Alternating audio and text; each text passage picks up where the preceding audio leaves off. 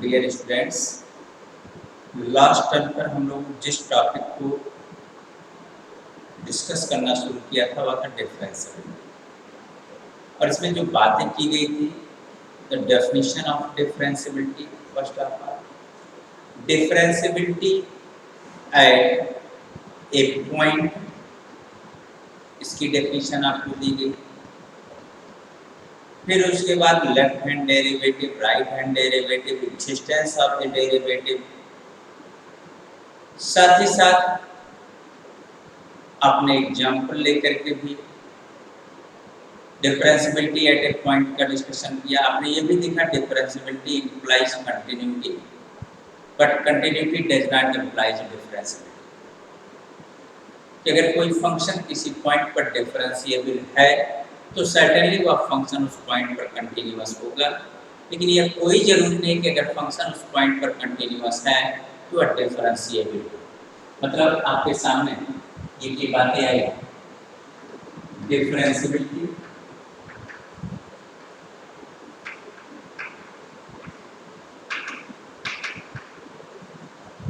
implies continuity, but continuity does not implies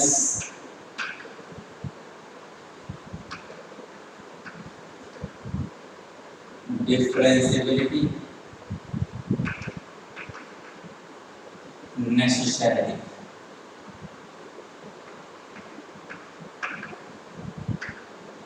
Differentiability implies continuity, but continuity does not imply differentiability necessarily। Means अगर कोई function किसी point पर differentiable है, किसी interval में differentiable है, तो सर्टेनली वह फंक्शन उस पॉइंट पर कंटिन्यूअस नहीं होगा।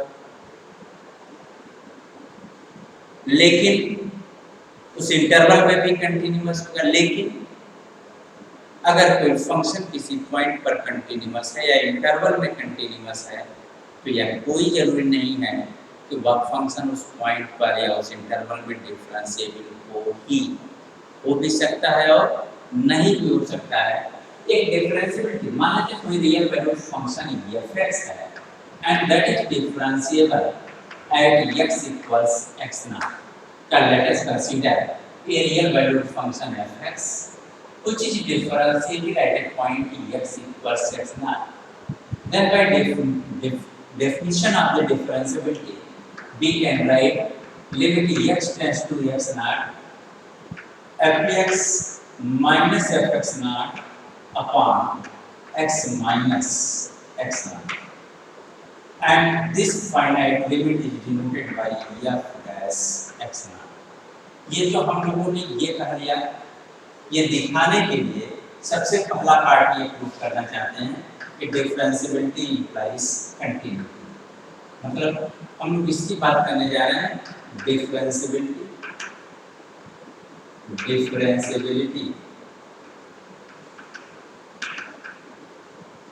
implies continuity। Now let us consider a function f(x) which is differentiable at x equals x0. Then by definition of differentiability we can write f dash x0 equals limit x tends to x0 fx minus fx0 upon x minus x0। तो we say it is equation number 1। Now fx minus fx0 can be written as fx minus fx0 upon x minus x0 into x minus x0। शायद अच्छी तरीके से समझ में आया। x0 x minus x0 से numerator denominator में multiply और डिवाइड। अब अगर इस पर हम लिमिटिंग ऑपरेशन लेते हैं तो let us consider limit x tends to x naught, then we get fx minus fx naught। Right hand side में प्रोसेसिंग करेंगे तो जाएगा limit x tends to x naught fx minus fx naught upon x minus x naught into x minus x naught इतना। तो now it is equal to limit x tends to x naught। Algebra of limits apply करते हैं तो algebra of limits apply करेंगे तो ये हो जाएगा, इसको लिख सकते हैं अलग अलग करके लिख सकते हैं fx minus fx naught upon x minus x naught into limit x tends to x naught x minus x naught।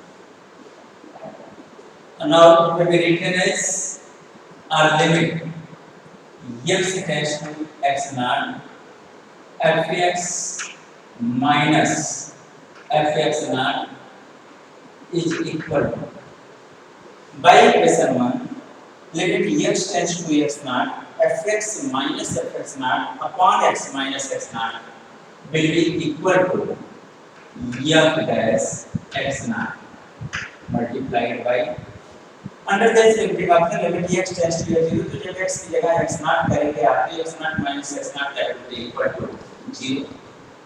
तो फाइनली यह आ गया आपका 0। या इसको हम ऐसे भी लिख सकते हैं limit x tends to x naught fx, because since fx naught is independent from x tends to x naught, therefore we transpose on the right, तो ये जगह limit x tends to x naught fx is equal to fx naught। Limit x tends to x naught fx, that is the limit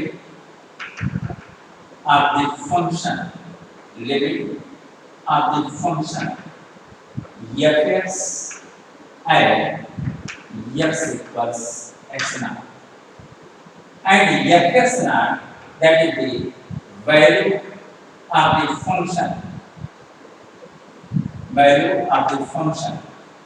fx at x equals x naught। तो left hand side में आपको limit of the function fx at x equals x naught मिल रहा है, right hand side में value of the function fx at x equals x naught मिल रहा है। Sir same point पर दिए गए फंक्शन की लिमिट और दिए गए फंक्शन की वैल्यू दोनों सेम आ रही हैं, और आपको ये बताया गया था कि अगर किसी भी रियल वैल्यू फंक्शन का किसी पॉइंट पर लिमिट और उसी पॉइंट पर फंक्शन की वैल्यू दोनों एग्जिस्ट करें और इक्वल हो जाए तो हम कहते हैं कि limit function is continuous at that point. It means अगर function fx x equals x naught पर डिफरेंशिएबल है तो हम यह भी पा रहे हैं it shows that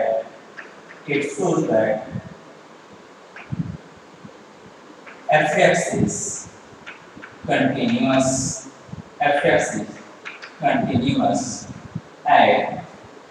equals x naught। Thus we can say that differentiability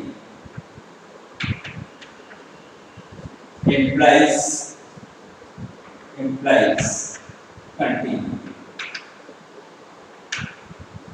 ये आपने शो कर दिया कि अगर फंक्शन किसी पॉइंट पर डिफरेंशिएबल है, जैसा आपने कह रखा था, late us consider a function fx which is differentiable at x equals x naught, then by definition we can write this as, और फिर आपने दिखा दिया कि जिस पॉइंट पर फंक्शन डिफरेंशिएबल मान के आप चले थे उसी पॉइंट पर आपने दिखा दिया कि फंक्शन कंटीन्यूअस भी है।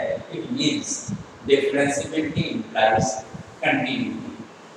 लेकिन अब इसका कन्वर्स पार्ट हमको देखना है कि अगर फंक्शन उसी पॉइंट पर कंटीन्यूअस है, फंक्शन अगर इंटरवल के डोमेन के किसी दिए गए पॉइंट पर कंटीन्यूअस है तो क्या होगा कि उसी पॉइंट पर डिफरेंशिएबल ही होगा। तो नेक्स्ट पार्ट इस थ्योरम का हम लोग लेते हैं second part,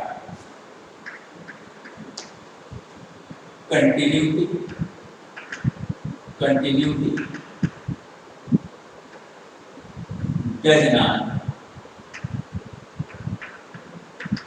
implies differentiability necessary.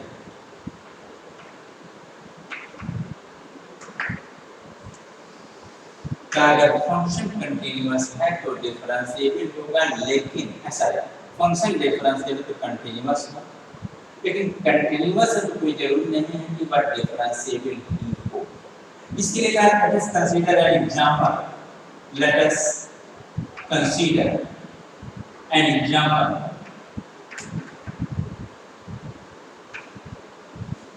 fx equals mod of x, which is continuous, which is continuous at x equals 0 but not differentiable at x equals 0। एक एग्जांपल कंसीडर कर लेते हैं fx equals mod of x, अगर which is continuous at x equals 0। देखना continuity check करना है, तो continuity पहले the given function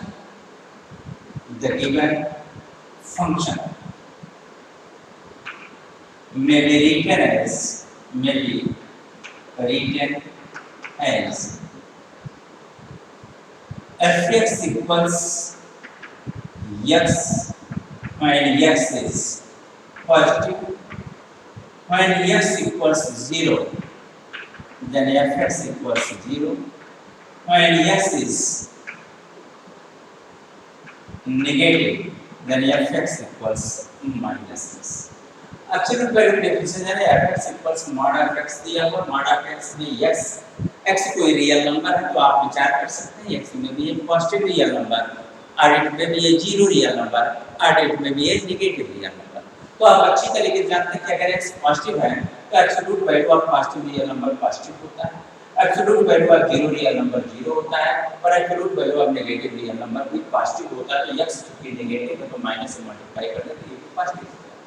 अब यहाँ पर हम continuity at x equals 0 discuss करें, तो कंटिन्यूटी एट x इक्वल्स 0, तो सबसे पहले x इक्वल्स 0 पर फंक्शन की वैल्यू चाहिए होगा और उनको आपने कहा रखना that is equal to 0। You can see कि at x equals 0 value of the function is 0, तो जब 0 इक्वल टू 0 x की जगह 0 लिखा है, इसका मतलब at x equals 0 value of the function is 0।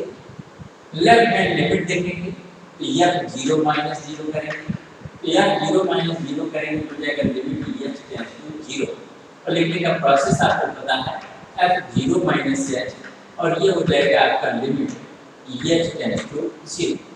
x 0 पर इधर से लेफ्ट से अप्रोच कर रहा है, ऑब्वियसली x 0 से छोटा है, और अगर x 0 से छोटा है तो fx equals minus of x, आपको चाहिए क्या f 0 माइनस h, तो x की जगह 0 माइनस h रखेंगे तो जाएगा minus of 0 minus h, simplify करेंगे तो जाएगा लिमिट h टेंड्स टू 0, ये आ जाएगा आपका h, और ये क्या हो गया 0, मिलसे इज इक्वेशन नंबर 2 इतना आ गया।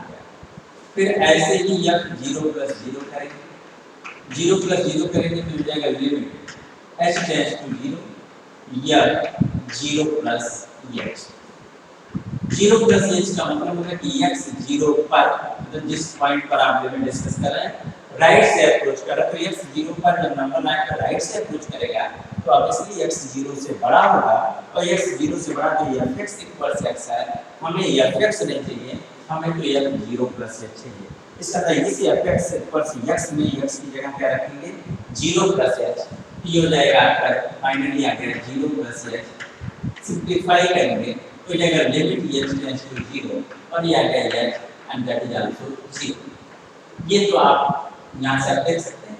अब आप कर सकते हैं फ्रॉम इक्वेशंस 1, 2 एंड 3, वी है इक्वेशन 1 2 3 से देखेंगे तो आपको मिलेगा f0 is equal to f0 minus 0 is equal to f0 plus 0।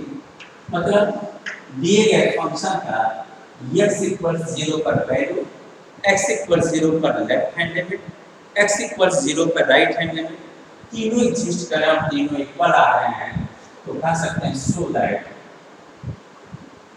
fx equals mod of x is continuous at x equals 0।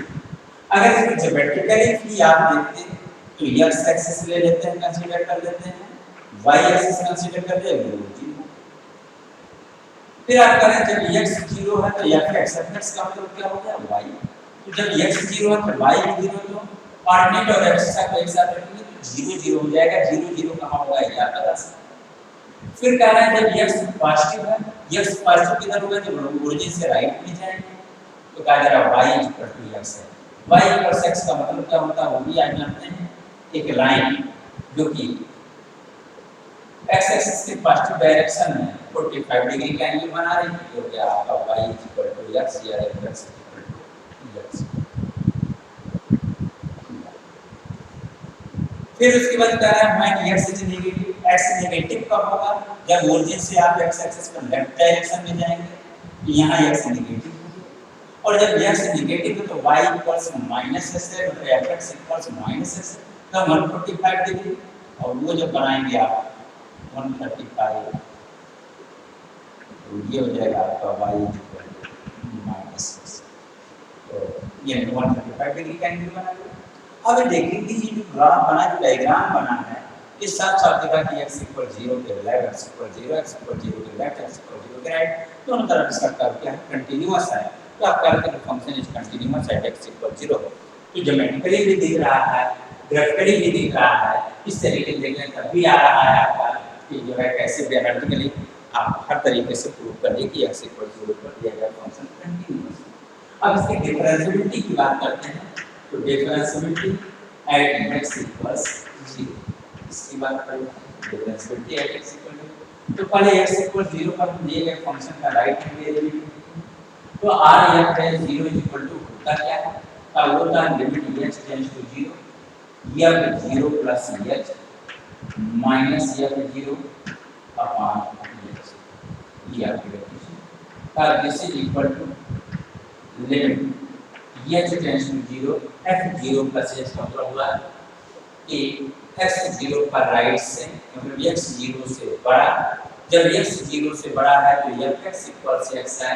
हमें क्या चाहिए, हमें तो f 0 प्लस h चाहिए, तो यहाँ क्या आ जाएगा, x की जगह पे आ गया 0 प्लस h।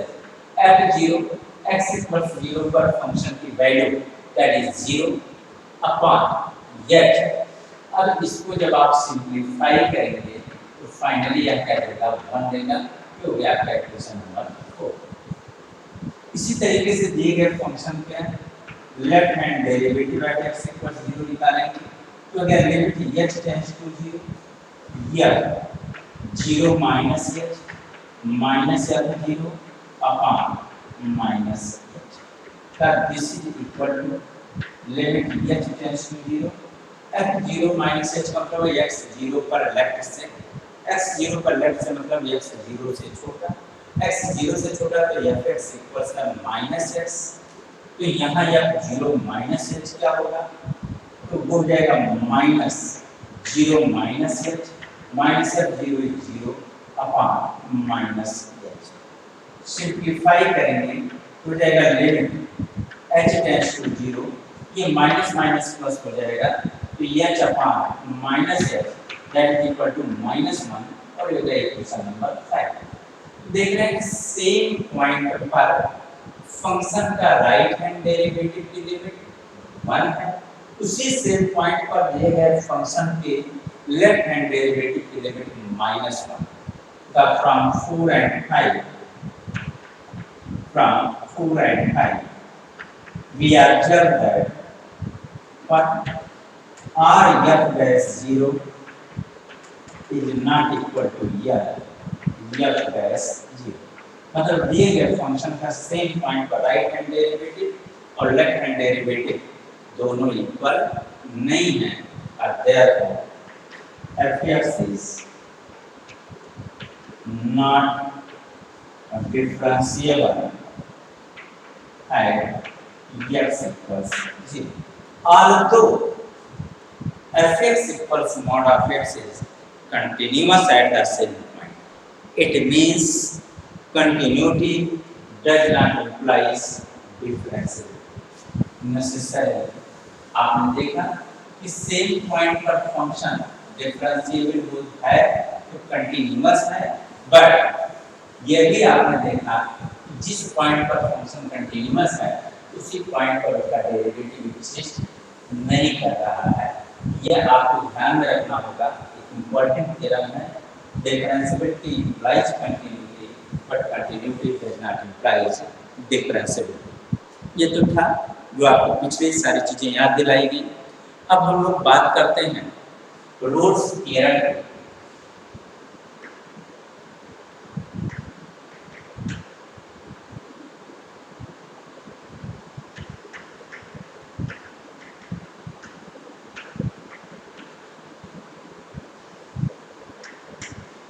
रोल्स थ्योरम क्या होता है इसको देखा जाए।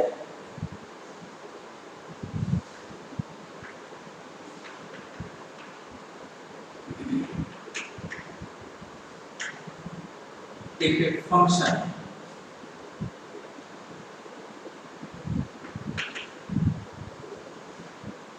f(x) defined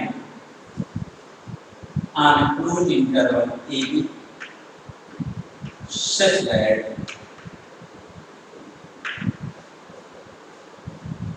that number one continuous on closed interval AB, number two differentiable in open interval AB, number three f is equal to fd। देखिएगा कहा जा रहा है कि यदि कोई function close interval A B के लिए डिफाइंड हो और उसके साथ कुछ कंडीशन सेटिस्फाइड हो रही हो। पहली condition function should be continuous in the close interval A B, function should be differentiable in the open interval A B, and number three at both the point of the closed interval AB, the value of the function must be same, means f is equal to f। का अगर इन तीनों condition satisfied होती है then rules state that there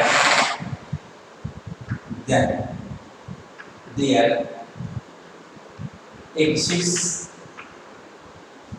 a value c, then there is at least one value c lying between A and B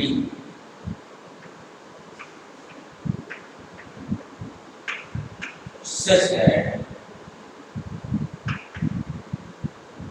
at which f dash c equal to 0।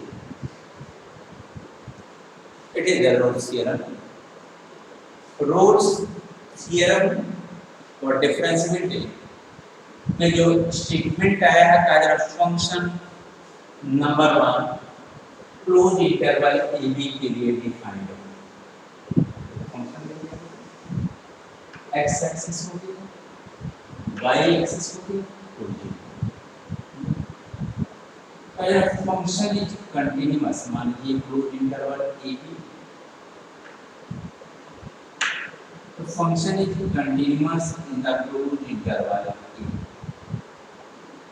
देखो कि इस interval के बीच ये आपका हो गया ए पर फंक्शन की वैल्यू, ये कहलाएगा f और ये हो गया आपका b। इस पर जो फंक्शन की वैल्यू होगी वो क्या डालेंगे f2। तो पहली शर्त ये कि function close interval a b में कंटीन्यूअस होना चाहिए। नंबर 2, इसके जितने भी इंटीरियर पॉइंट मिल रहे हैं उन सब पर फंक्शन का डेरिवेटिव भी क्या करे एग्जिस्ट करे। नंबर 3 ये कहा गया कि f और f ये दोनों एक दूसरे के क्या होना चाहिए इक्वल होना चाहिए। f इक्वल टू क्या होना चाहिए इतना है नहीं क्या है। अगर ये तीनों कंडीशन सेटिस्फाइड हो रहे हैं तो कहा इस इंटरवल ए के अंदर कहीं ना कहीं एक पॉइंट सी ऐसा मिलेगा जिस पर rate of slope of the tangent x axis के पैरेलल होगा। अब वह पॉइंट क्या हो सकता है, यहाँ देखिए rate of the slope of the tangent x axis के पैरेलल, मतलब उस पर्टिकुलर पॉइंट पर डाला गया टेंजेंट एक्स एक्सिस के पैरेलल। तो अगर ये पॉइंट हम लेते हैं सी करते हैं, जो सी पर डाला गया जो टेंजेंट होगा सी कामा एक्स इक्वल टू सी, और ये तो यह आ जाएगा एफ डैश सी, ये होगा आपका F dash C equal to 0। Rate of flow of tangent लेकिन एक्स एक्सिस की क्या किया parallel.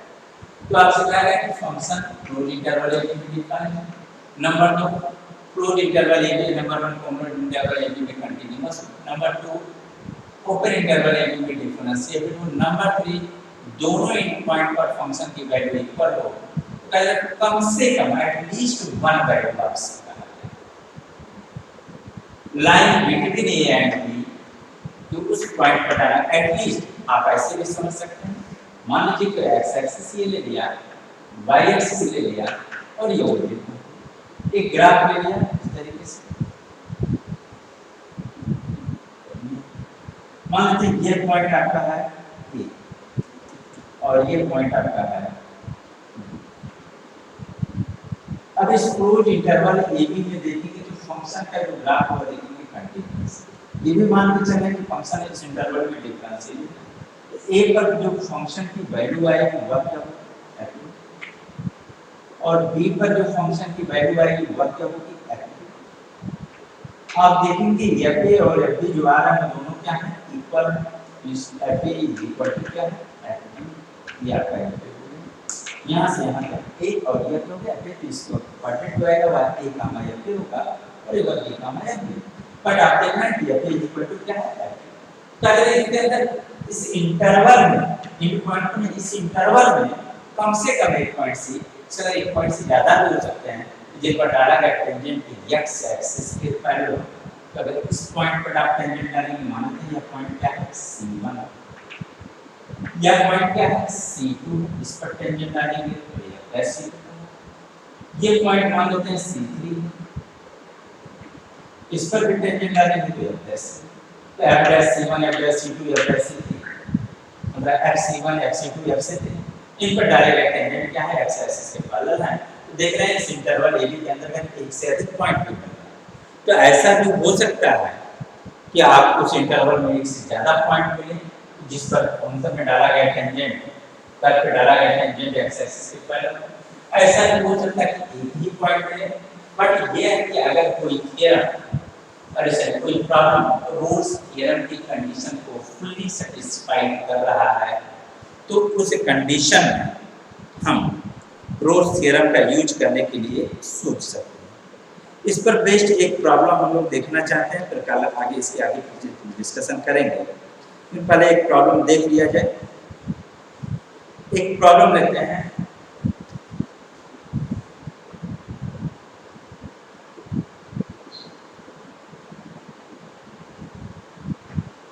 Discuss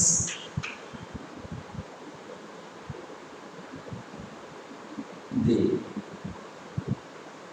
apply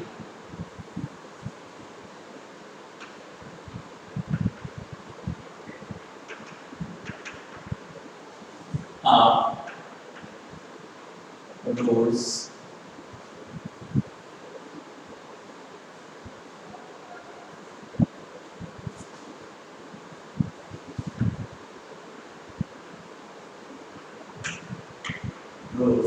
theorem for the function.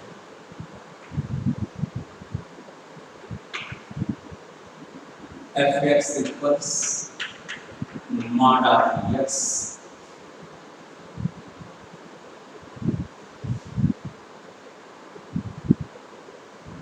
on closed interval -1. देखेंगे तो अभी थोड़ी देर पहले इस प्रॉब्लम को हम लोगों ने डिस्कस किया है, लेकिन डिफरेंशिएबिलिटी और कंटिन्यूटी के सेंस में डिस्कस किया है। यहाँ जो आपने कहा है कि इसके अंदर एप्लीकेबिलिटी क्या इस दिए गए फंक्शन के लिए रोल्स थ्योरम एप्लीकेबल है। तो रोल्स थ्योरम की एप्लीकेबिलिटी चेक करनी है तो यहाँ आप कर सकते हैं वी है पहला नंबर जो दिया गया है वह तो आपको दिया गया fx equals mod of x for every x belongs in closed interval -1 ये आपको दिया गया है। and now x equals -1 पर फंक्शन की वैल्यू लगे तो यह -1 इक्वल हो जाएगा mod of -1 और mod of -1 is equal to 1 and x equals 1 पर फंक्शन की वैल्यू लगे तो f1 is equal to हो जाएगा mod of 1 and that is also 1 therefore f minus 1 is equal to f1। इसका मतलब रोल्स थ्योरम की कंडीशन नंबर 3 कि दिए गए इंटरवल के दोनों इंटर पॉइंट पर फंक्शन की वैल्यू इक्वल होनी चाहिए, ये सैटिस्फाइड है। Condition number 3 satisfied means condition 3 of rules theorem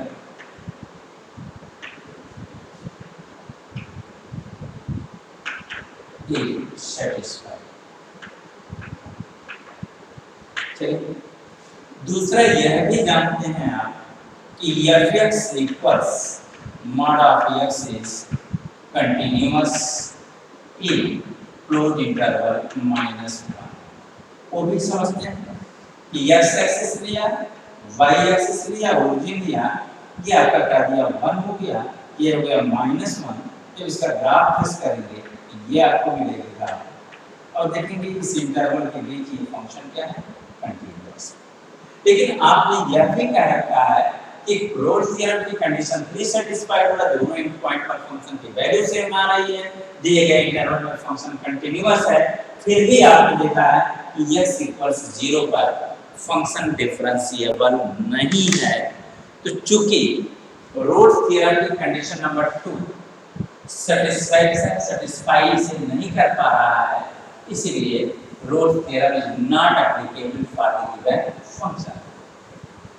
तो ये जो हम लोगों ने एक छोटा सा प्रॉब्लम लिया कि क्या दिए गए फंक्शन के लिए रोल्स थ्योरम एप्लीकेबल होगा तो आपने देखा कि fx equals mod of x लेने पर आपने कहा कि दिए गए इंटरवल के दोनों एंड पॉइंट पर फंक्शन की वैल्यू भी इक्वल है दिए गए इंटरवल में फंक्शन कंटीन्यूअस भी है लेकिन उसी दिए गए इंटरवल के इंटीरियर पॉइंट x इक्वल 0 पर फंक्शन डिफरेंशिएबल नहीं है।